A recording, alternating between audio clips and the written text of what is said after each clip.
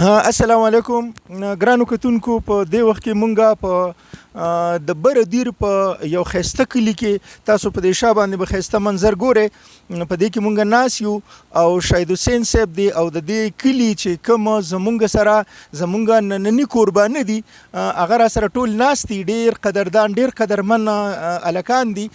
نو شاهد حسین صاحب ورسره دی. نو شاهد حسین صاحب نه به یو خسته نعت واورو چې د دې ځای یو یادګار پاتې شي. شاهد حسین صاحب کم نعت پوي؟ دا د ستاسو یو کلام دی جی، رباعي انداز کې دی. دو جهان کې به مثال دی محمد، سیال یې نشته خپل سیال دی محمد. نو هغه به وړاندې کوم تاسو ته.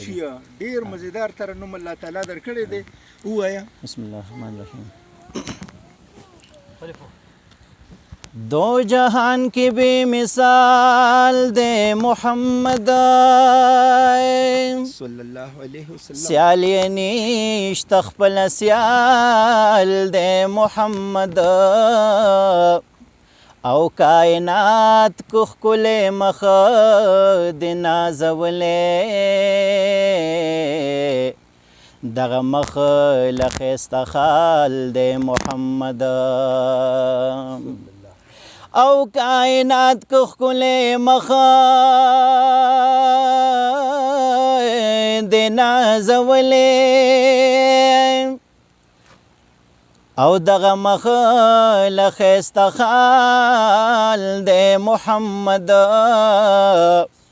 نو گنج د دهر لکه ډک د دیلو دے بیش قیمتا پکی لال دے محمد او گنج د دهر لکه ډک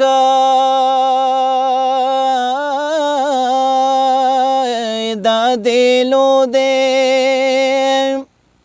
او بیش قیمتا پکی لال دے محمد او لارویات نزال لرنا واخلا د جن لارے لمشال دے محمد او اخلاق پا دنیا لویا سرمایہ دائی او لوی مالک د دغه مال دے محمد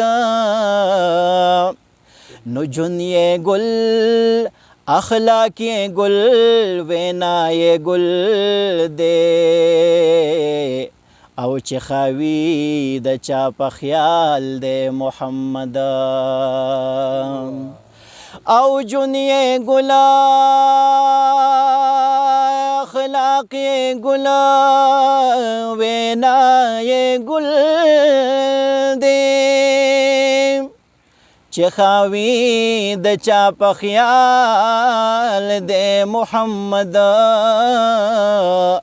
او محمد باندې محبت باندې خوشحال دے محمد عداوت باندې ملال دے محمد او ہر مسلم او نا مسلم ددی قائل دے او درجه کی د کمال دے محمد او پرنائے شائق بچ دل گڑنگا د جن لارے لمشال دے محمد او پرنائے شائق بچ لے د گڑنگا د جن لارے لمشال دے محمد او پرنائے شائق بچ دے لگڑنگا